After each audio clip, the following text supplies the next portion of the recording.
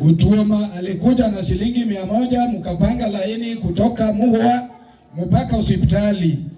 Lakini venye alipita ameenda. Ama nasema uongo? Nataka a different leadership who can have good plans to his people who are taxpayers. We cannot pay watchman, and at the same time we are being taxed. And we are being told watchman is not their work. They are not there to pay watchmen.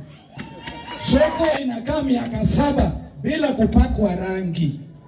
Na ninasema usia kuja na mambo tofauti na Ojamong na Otuoma na tumupigia kura. Na atawabadilisha msipompea kura.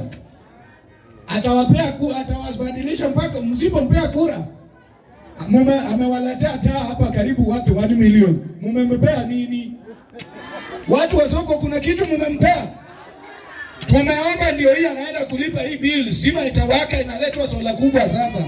Mumempea nini? Murudishe mkono. Akifanya hizo, mkono yenye tuarudisha ni kura yako. Usiniambie mambo ya UDM, ODM. Niambie mambo ya usia. Niambie tunapigia nani? Tunapigia nani? Tunapeleka nani? Hiyo tu ndio itakubadilisha. Sio UDA, sio ODM. Juu ukipeleka wa ODM ni yule, ukipeleka wa UDA ni yule.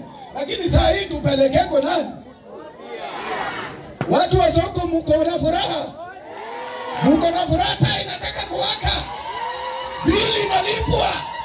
Bili inalipwa, tumeomba. Alafu mtasema nini?